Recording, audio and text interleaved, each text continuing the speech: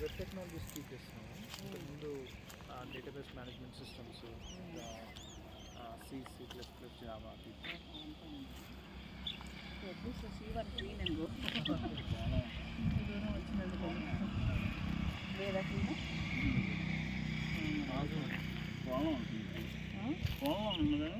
పొలం ఉంటే కానీ ఇప్పుడు క్లీన్ లేకపోతే మెల్లగా మొత్తం డిక్లైన్ అయిపోద్ది. మొన్న మేము కూడా చూసాం దొరకలే. మరి అందులో ఫ్రేమ్ తీసి ఇచ్చేస్తారు కాదు, ఎగ్ ఫ్రేమ్ తీయలేదు అందులో నుంచి.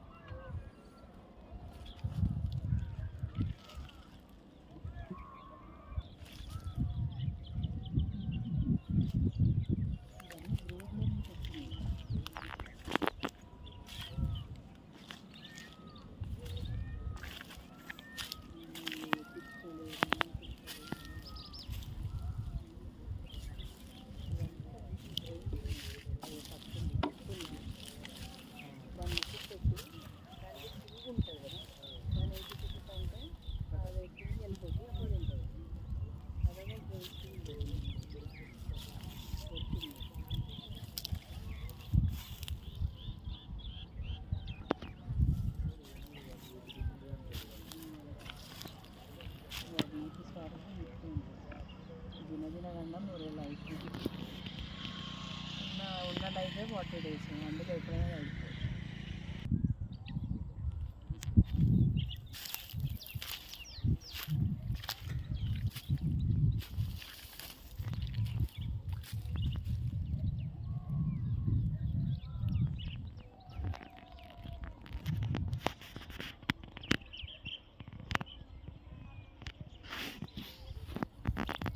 అందరికీ నమస్కారం. ఈరోజు మనం ఈ తేనెటీగల పెంపకానికి సంబంధించిన క్షేత్ర సందర్శన కోసం ఫీల్డ్కి రావడం జరిగింది. ఇక్కడ చూడొచ్చు మీరు, ఈ కుసుమ తోట ఇప్పుడిప్పుడే ఈ మధ్యనే కొంచెం చివరి దశకు వచ్చింది. అంటే పూత అయిపోయే దశ అనుకోవచ్చు, ఖాత దశ మొదలైంది. దీనికి సంబంధించిన కుసుమలో ఆల్రెడీ మనం గత 2 నెలల నుంచి కూడా బీ బాక్స్లో పెట్టి ఇక్కడ కుసుమ పువ్వుల నుంచి వచ్చే మకరందాన్ని సేకరించడానికి, తేనెను సేకరించడానికి డిఫరెంట్ టైప్ ఆఫ్ క్రాప్లో, కుసుమలో, నువ్వులలో, తర్వాత పొద్దుతిరుగుడులలో, తర్వాత మకారాలో, వామలో, బత్తాయిలో, నిమ్మలో, వేపలో, ఈ రకంగా చెప్పుకుంటూ పోతే అనేక రకాల పంటలలో మనం తేనె తీయడానికి ఒక కొత్త ఇంటర్వెన్షన్స్గా గత 6 నెలలుగా చేయడం జరుగుతుంది. అందులో భాగంగానే ఇక్కడ మీరు చూడవచ్చు, ఈ కుసుమ తోట పక్కనే ఈ ఖాళీ స్థలంలో బాక్సులన్నీ కూడా ఏర్పాటు చేయడం జరిగింది.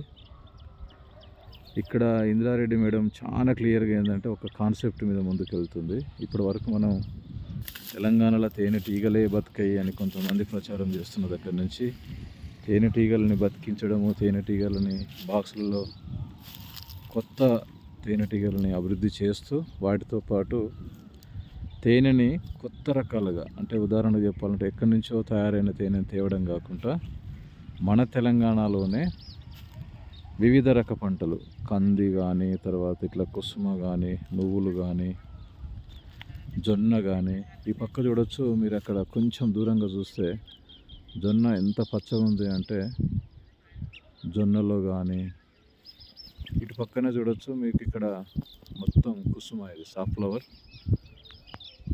ఇట్లా సరౌండింగ్ కొంత ప్రాంతాల్లో కనుక చూస్తే అక్కడ దూరంగా మోదుగు పూల మీద, అంటే ఇట్లాంటి లొకేషన్స్ని గుర్తిస్తూ ఈ లొకేషన్లు తిరుగుతూ, ఇంకా కొద్దిగా అక్కడ దూరంగా చూస్తే నీలగిరి లాంటి మొక్కలు, ఇట్లా డిఫరెంట్ క్రాప్స్ ఇక్కడ అందుబాటులో ఉన్నాయి. కాబట్టి ప్రతి ఏరియాలో సందర్శిస్తూ ముందు మనం ఫీల్డ్ లెవెల్ ఎక్కడ బాక్సులు పెట్టాలనేది పరిశీలించిన తర్వాతనే ఇట్లా వివిధ రకాల గత 6 నెలల నుంచి వివిధ ప్రాంతాలలో, దేవరకొండలో ఉదాహరణకు చెప్పాలంటే కుంకుడు మీద, నల్లగొండలో బత్తాయి మీద, నిమ్మ మీద, ఇట్లా వివిధ రకాల పంటల పైన ప్రత్యేకంగా పరిశోధన చేస్తూ ఈ తేనెటీగల పెంపకం చేస్తూ డిఫరెంట్ టైప్ ఆఫ్ హనీని కూడా పరిశీలిస్తూ చేయడం జరుగుతుంది. ఇక్కడ చెట్ల మీద కొంచెం ఇట్లా తీగల మీద తేనెటీగలు తినడానికి బీ ఈటర్స్ ప్రత్యేకంగా వెయిట్ చేస్తుంటాయి. ఉదయం పూట ఇవి వస్తుంటాయి బాగా. పిట్టలు చూడొచ్చు, చిన్న రామచిలుక మాదిరిగా ఉంటుంది కలరీ అంతా. బట్ ఈ పక్షులు ఏం చేస్తాయంటే తేనెటీగలే వీటికి ఆహారం. కాబట్టి ఇవి మార్నింగ్ పూట ఈ సౌండ్ చేసే సౌండ్కు తేనెటీగలు అయితే బాక్స్లో నుంచి బయటికి కూడా రావు అసలు. ఇంకొద్దిగా అయితే 9-9:30 ఆ టైం వరకు తేనెటీగలు బయటికి రాకుండా అందులోనే ఉంటాయి బాక్స్లో. ఆ తర్వాత పక్షులు కనపడకుండా వెళ్ళిపోతాయి. ఆ టైంలో అప్పుడు బయటకు వస్తున్నాయి. ఉదయాన్నే ఈరోజు ఇక్కడ ఈ క్యూన్ బీ రేరింగ్ ఎట్లా ఉంది, బీ ప్రొడక్షన్ ఎట్లుంది చూడడానికి ఉదయాన్నే ఇక్కడికి రావడం జరిగింది. వీటికి సంబంధించిన టెక్నీషియన్స్ పర్సన్స్ ఇద్దరిని అపాయింట్మెంట్ చేయడం జరిగింది. వీరు ఫీల్డ్ స్థాయిలో బాక్సులన్నీ పరిశీలించడం, మైగ్రేషన్ చేయడం, హనీ హార్వెస్టింగ్ చేయడం, ఇట్లాంటివన్నీ ఇంద్రారెడ్డి మేడంకు సపోర్ట్గా వర్క్ చేస్తుంటారు వీళ్ళు. ఇది చాలా గట్టిగా ఉంది. లాస్ట్లో